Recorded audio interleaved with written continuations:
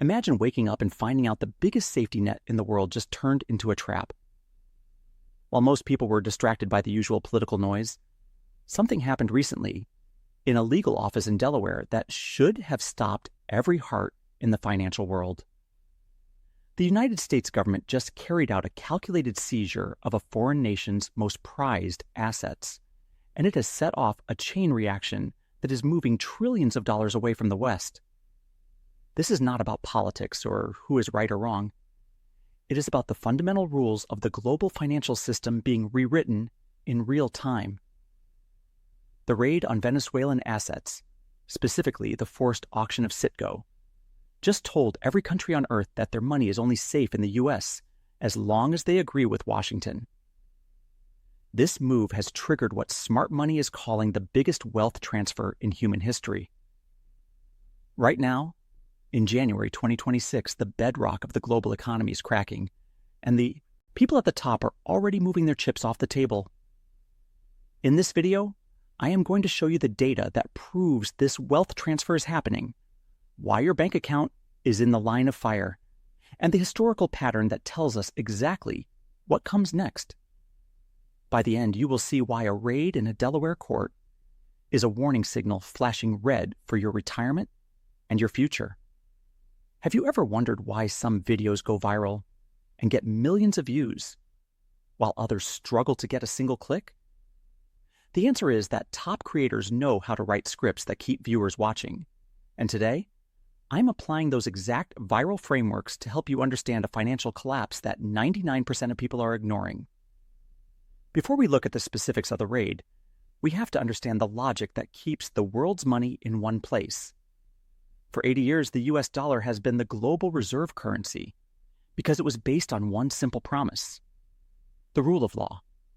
If you put your money in a US bank or buy a US Treasury bond, that money is yours and no one can touch it.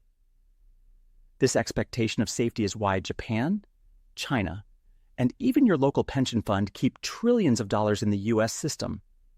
But when the US government decided to raid Venezuelan state assets, they broke that promise. This is the somebody wanted but so then framework of history. The US wanted to pressure a foreign leader, but in doing so, they seized sovereign property, so the rest of the world realized their own wealth could be next, and then they began the massive exit we are seeing today. Let's look at the what of this raid. The United States did not just freeze accounts. They moved to liquidate Citgo, a massive oil refiner worth billions, to pay off creditors of the Venezuelan state. This was a systematic liquidation. It was the first time in modern history that the safest legal system in the world was used to physically take and sell the property of another sovereign nation during peacetime. You might think, I don't live in Venezuela, so why does this matter to me? The reason is simple. Money only stays where it is treated well. If foreign countries feel their assets are at risk of being raided, they stop buying the debt that funds the U.S. lifestyle. This brings us to our first major point, the trust collapse. Why is this important? Because the U.S. government runs on borrowed money.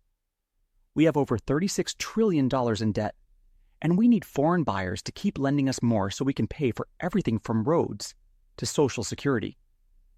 If those buyers leave because they fear a raid, the interest rates on that debt have to go up to attract new buyers. When interest rates go up, your mortgage gets more expensive, your credit card interest spikes, and the value of your house drops.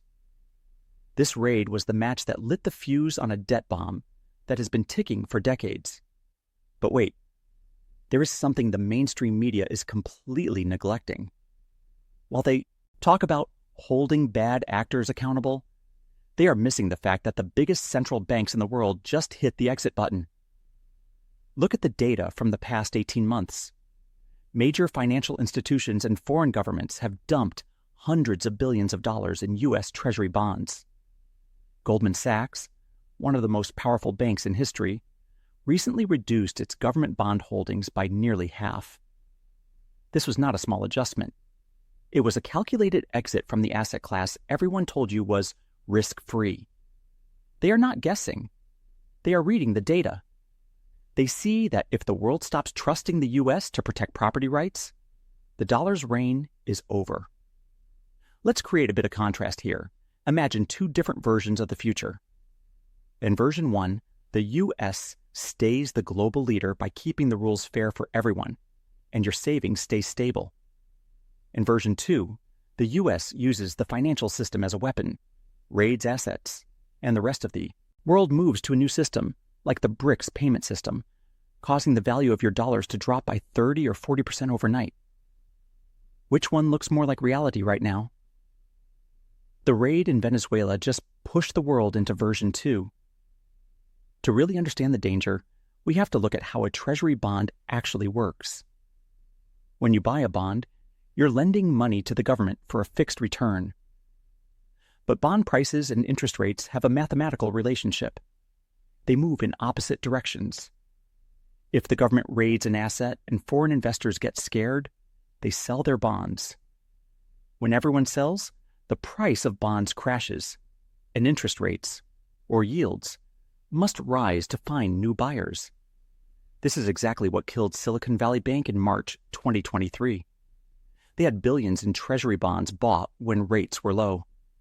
When rates spiked, those bonds crashed in value, and the bank failed in just 48 hours. The Venezuelan raid is doing to the entire global market what that one bank did to itself. You might be wondering, how exactly does this transfer wealth? It happens through a process called inflation. When foreign countries stop buying our bonds, the Federal Reserve has to step in and buy them with newly printed money. This increases the money supply, which means every dollar you have in your pocket buys less bread, less milk, and less fuel. The wealth is not being destroyed. It is being transferred from the people who hold dollars, like you, to the people who hold hard assets like gold, land, and commodities. This is the doom loop. The more we raid assets, the less others trust us. The less they trust us, the more we print. The more we print, the poorer you get. Now, for each point we look at, I want you to consider the value loop. First, we have the context. What is happening? Second, we have the application, how it affects you.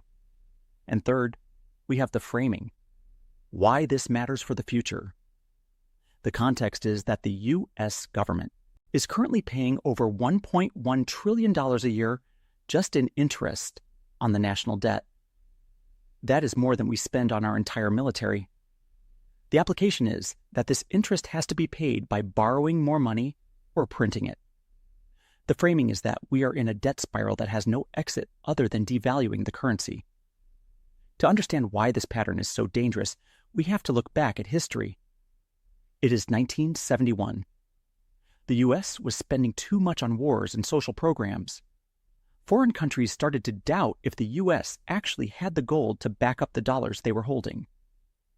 So, President Nixon closed the gold window, which was essentially a raid on the expectations of every dollar holder in the world.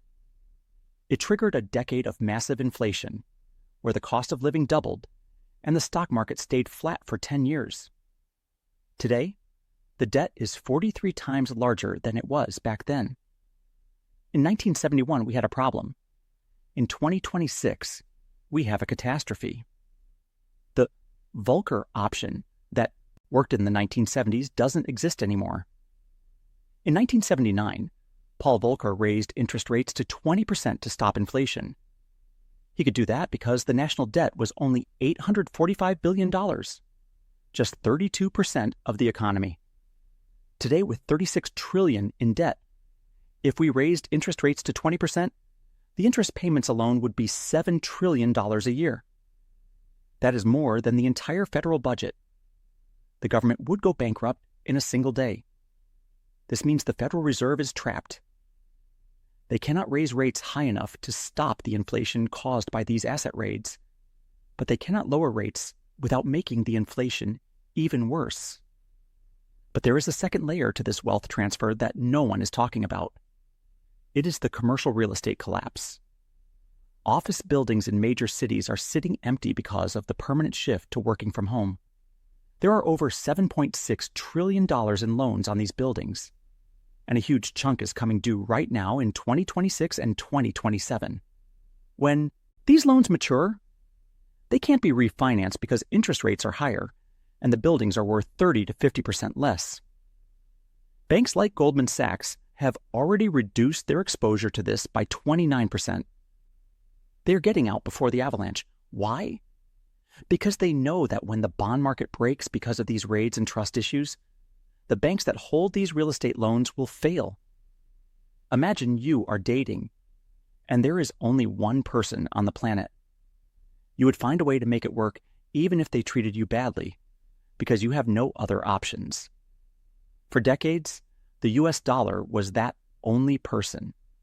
Foreign countries had to use it. But now, there are other deals on the table. The BRICS nations are building their own systems. China has already reduced its US Treasury holdings by 24%. Japan sold off $63 billion in bonds in 2024 alone. The world is finding other people to date, and they are leaving the US at the altar with $36 trillion in unpaid bills. So, what are the stages of this collapse? Stage 1 is where we are right now.